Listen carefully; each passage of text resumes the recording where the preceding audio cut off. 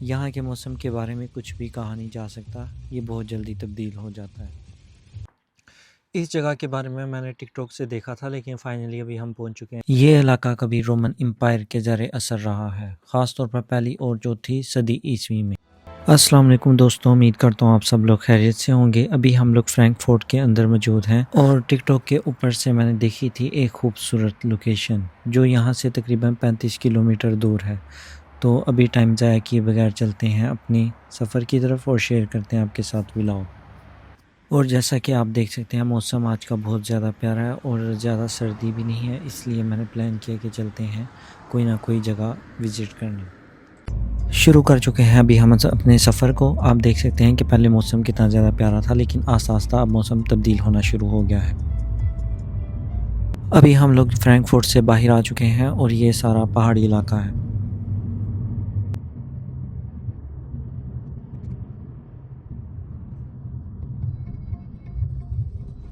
ابھی آپ دیکھ سکتے ہیں کہ کتنی تیز ژالہ باری ہونا شروع ہو چکی ہے۔ یہاں کے موسم کے بارے میں کچھ بھی کہا نہیں جا سکتا، یہ بہت جلدی تبدیل ہو جاتا ہے۔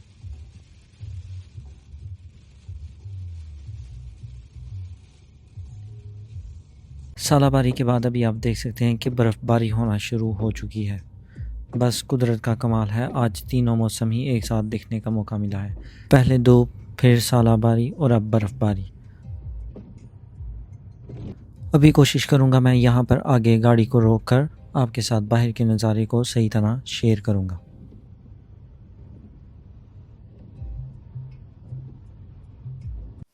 ابھی آپ دیکھ سکتے ہیں کہ کتنی زیادہ یہاں پر برف پڑی ہے۔ میں نے اپنی لائف میں بہت دفعہ برف باری دیکھی ہے، لیکن کبھی بھی میں نے اتنی زیادہ برف باری نہیں دیکھی، خاص طور پر اتنے کم ٹیمپریچر پر برف باری ہونا۔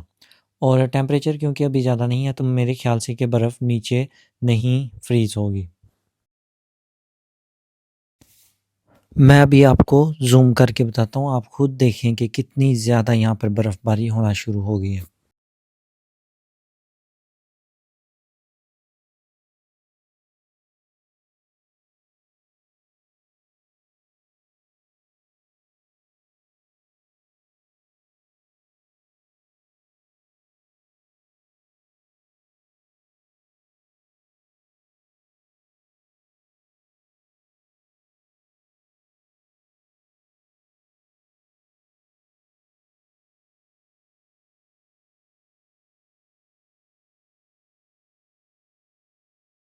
بہت زیادہ پیارا ہو گیا۔ ابھی آپ دیکھ سکتے ہیں کہ برف باری ہو رہی تھی اور اچانک جو ہے موسم دوبارہ تبدیل ہونا شروع ہو گیا۔ ابھی آپ دیکھ سکتے ہیں کہ سامنے سے جو ہے بادل وغیرہ دوبارہ ہٹ گئے ہیں اور موسم جو ہے بالکل صاف ہو گیا۔ جرمنی کا بہت ہی زیادہ خوبصورت علاقہ ہے، لیکن ابھی ہم جا رہے ہیں اپنی لوکیشن کے اوپر، تو وہاں کی ویڈیوز دیکھیں گے کیونکہ وہ لوکیشن بہت زیادہ پیاری ہے۔ ابھی آپ دیکھ سکتے ہیں سامنے سے ویدر جو ہے بالکل ہی کلیئر ہو رہا ہے، اور بارش ہونے کی وجہ سے کافی زیادہ خوبصورتی اور زیادہ بڑھ گئی ہے۔ جرمنی زیادہ تر جو ایریا وہ پہاڑی علاقے کے اوپر بنا ہوا ہے۔ یہ سامنے دیکھ سکتے ہیں کہ بورڈ جو ہے مجھے بتا رہا ہے کہ سامنے اترائی ہے خطرناک 8.5%۔ تو ابھی سکون سے، کیونکہ ہمیں ایک تو یہاں کے روڈوں کا نہیں پتہ، تو سکون کے ساتھ چڑھائی کو جو ہے اترتے ہیں۔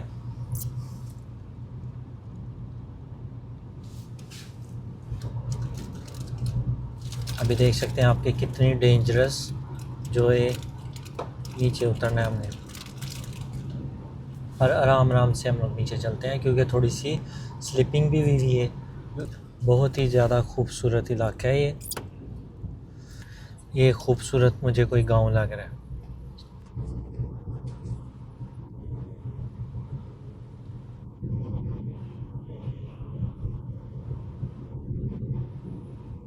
گاؤں کا نام ابھی بورڈ پیچھے لگا تھا تو اس کے اوپر لکھا تھا شوال باغ۔ تو ابھی آہستہ آہستہ شاید یہاں سے ہم نے ہونا ہے رائٹ سائڈ پہ ٹرن، تو رائٹ سائڈ پہ ٹرن ہوتے ہیں اپنی لوکیشن کی طرف۔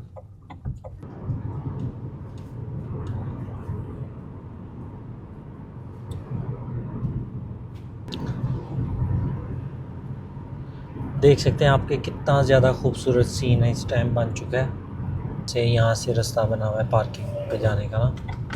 یہاں سے چلتے ہیں پارکنگ کی طرف.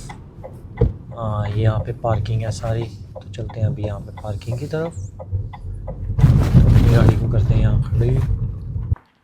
اس جگہ کے بارے میں نے ٹک ٹاک سے دیکھا تھا, لیکن فائنلی ابھی ہم پہنچ چکے ہیں اس جگہ کے اوپر. تو ابھی آگے چل کے دیکھتے ہیں کہ یہاں پہ کیسا ایکسپیرینس ہوتا ہے. تو ابھی چلتے ہیں اپنے سفر پر. دیکھ کر تو لگ رہا ہے کہ مطلب کہ کافی اچھا ہوگا. تو باقی ابھی چلیں گے آگے کی طرف اور دیکھیں گے کہ کیسا ویو ملتا ہے ہمیں. دیکھ سکتے ہیں آپ یہاں پہ سارے زیادہ تر پتے ہی پتے ہیں, کیونکہ ابھی سیزن سٹارٹ ہو رہا ہے تو درخت پھر آہستہ آہستہ ہرے بھرے ہوں گے. لیکن پھر بھی جو ہے موسم تھوڑی سی ٹھنڈ ہے, لیکن بہت زیادہ پیارا ہے کہ ویو جو ہے نیچرل ہے. تو ایک الگ ہی سکون ملتا ہے یہاں پہ آ کے نا. آپ دیکھ سکتے ہیں کہ سائڈوں پہ اگر دیکھیں تو کافی زیادہ درخت لگے ہوئے ہیں اور کافی زیادہ اچھا ویو ہے یہاں کا. سارا نیچرل ایریا ہے اور بہت ہی زیادہ خوبصورت ہے. آگے راستہ آپ دیکھ سکتے ہیں, اور اگر میں آپ کو سائڈوں سے دکھاؤں تو یہ بہت زیادہ خوبصورت یہ ایک جنگل ہے. آپ یہ ابھی دیکھ سکتے ہیں کہ کتنا زیادہ خوبصورت ہے.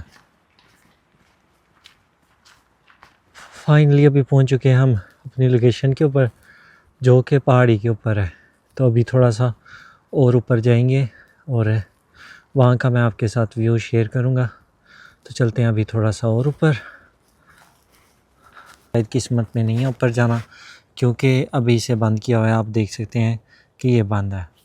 لیکن خیر ابھی اپنی کوئی اور لوکیشن دیکھتے ہیں اور وہاں پہ چلتے ہیں, کیونکہ یہ تو بہت زیادہ پیارا لگا تھا مجھے, کیونکہ یہ مڈ کے اندر ہے جنگل کے اور پہاڑ کے اوپر ہے. تو ویو کافی زیادہ پیارا نہ تھا, لیکن چلو خیر ابھی دیکھتے ہیں جا کے اپنی دوسری لوکیشن کو اور چلتے ہیں فی الحال اپنی دوسری لوکیشن کی طرف. ابھی جو ہم جا رہے ہیں اپنی گاڑی کی طرف, تو انشاءاللہ تعالی ابھی کسی اور ویوز کو دیکھتے ہیں. ویوز مطلب کسی اور ویو کو دیکھتے ہیں.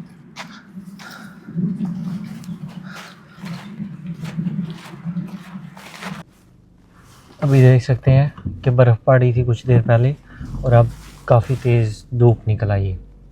مطلب یہاں کے موسم کا نا کچھ بھی پتہ نہیں ہے, کچھ بھی ہو سکتا ہے. تو فائنلی ابھی ڈیسائیڈ ہم نے یہ کیا ہے کہ لمبرگ جو ہے ہمارے نزدیک سٹی ہے, وہاں پہ کافی زیادہ ہاؤسز اور ان کا کلچر جو ہے دیکھنے کو ملتا ہے. تو ابھی ہم جائیں گے لمبرگ.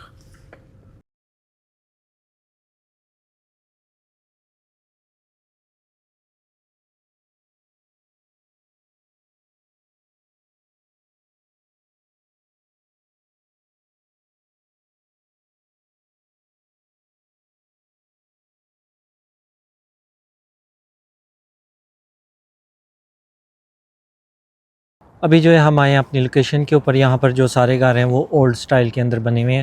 تو اس جگہ کا نام لمبرگ, جو کہ جرمنی کے اندر سٹی ہے یہاں کا.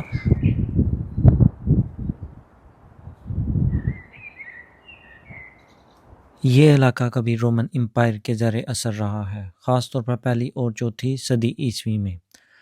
یہاں پر رومن امپائر زیادہ بڑا شہر تو نہیں بنا سکی, لیکن انہوں نے یہاں پر فوجی راستے اور چوکیاں ضرور بنائیں. لمبرگ میں بہت سے مکانات آپ کو رومن امپائر کے دور کے نظر آئیں گے, لیکن یہ اپنی ویسی حالت میں محفوظ نہیں ہے جیسے جرمنی کے کچھ شہروں کے اندر رومن ہاؤسز اپنی اصلی حالت کے اندر موجود ہے. لیکن یہاں پر رومن امپائر کا دور ضرور رہا ہے. آپ میں سے بہت لوگ رومن امپائر کو نہیں جانتے ہوں گے. میں آپ کو بتاتا چلوں, رومن امپائر اٹلی کے کیپٹل روم سے شروع ہوئی, اسی وجہ سے اسے رومن کہا جانے لگا. رومن امپائر نے جرمنی کے بہت سے علاقوں پر قبضہ کیا, لیکن بعد میں اسے شکست ہوئی اور اسی وجہ سے رومن امپائر مزید آگے نہیں بڑھ سکی. جرمنی کے کچھ شہروں پر آپ رومن امپائر کے پرانے مکانات اپنی اصلی حالت میں ابھی بھی محفوظ ہیں. سردی ہونے کی وجہ سے زیادہ تر لوگ آپ کو یہاں پر نہیں نظر آ رہے, ورنہ یہاں پر جو ہے کافی زیادہ جو ہے وزٹرز آتے ہیں. تقریباً سارے ہاؤسز اولڈ سٹائل کے اندر بنے ہوئے ہیں.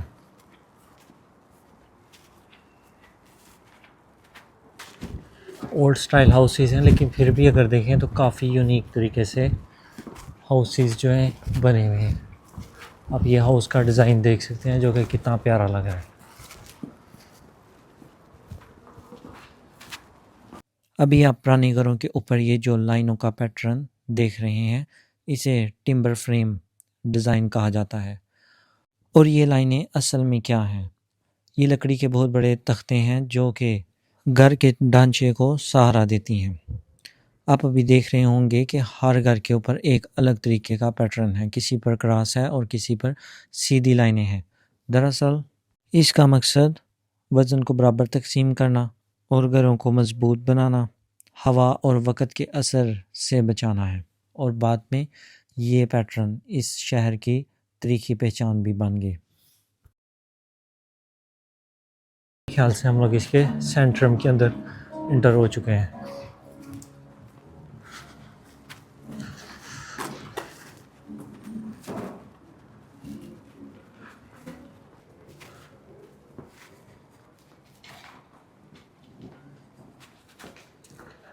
یہاں پہ سائڈوں پہ کافی زیادہ دکانیں بھی نظر آ رہی ہیں. دکانیں تو ابھی ساری کھلی ہوئی ہیں لیکن ابھی یہاں پر کچھ زیادہ رش نہیں ہے، شاید وجہ سردی بھی ہو سکتی ہے.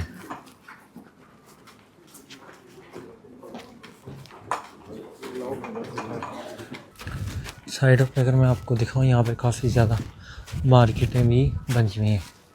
شاید یہ دوسری مارکیٹوں کی نسبت تھوڑی سی ایکسپینسو ہوں گی کیونکہ وزٹرز جو ہے کافی یہاں پر آتے ہیں، اور ظاہر سی بات ہے جہاں پر وزٹر آئیں تو وہ جگہ آٹومیٹکلی ایکسپینسو ہو جاتی ہے.